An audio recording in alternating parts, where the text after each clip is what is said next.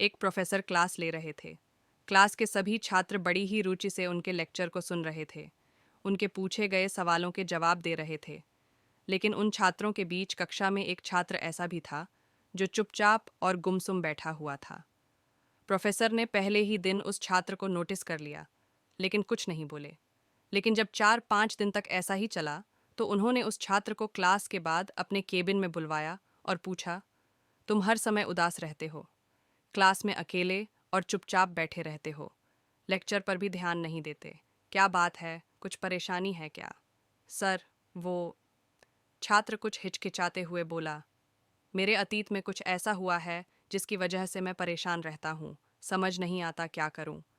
Professor भले व्यक्ति थे। उन्होंने उस छात्र को शाम को अपने घर पर बुलवाया। शाम को जब छात्र प्रोफेसर के घर पहुंचा, तो प्रोफेसर ने उसे अंदर बुलाकर बैठाया। फिर स्वयं किचन में चले गए और शिकंजी बनाने लगे। उन्होंने जानबूझकर शिकंजी में ज्यादा नमक डाल दिया।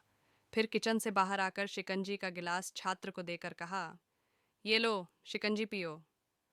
छात्र ने गिलास हाथ में लेकर जैसे ही एक घूंट लिया, अधिक नमक के स्वाद के कारण उसका मुंह अजीब सा बन गया। ये देख प्रोफेसर ने पूछा, क्या हुआ? शिकंजी पसंद नहीं आई? नहीं सर, ऐसी बात नहीं है। बस शिकंजी में नमक थोड़ा ज्यादा है, छात्र बोला। अरे, अब तो ये बेकार हो गया। लाओ गिलास मुझे दो, मैं इसे फेंक देता हूँ।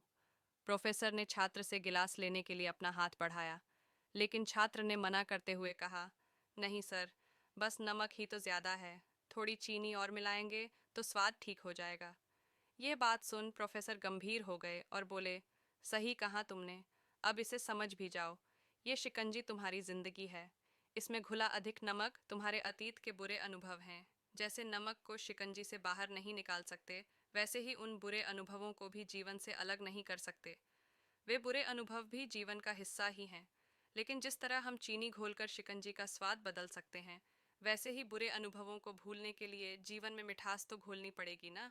इसलिए मैं चाहता हूँ कि तुम अब अपने जीवन में मिठास घोलो। प्रोफेसर की बात छात्र समझ गया और उसने निश्चय किया कि अब वह बीती बातों से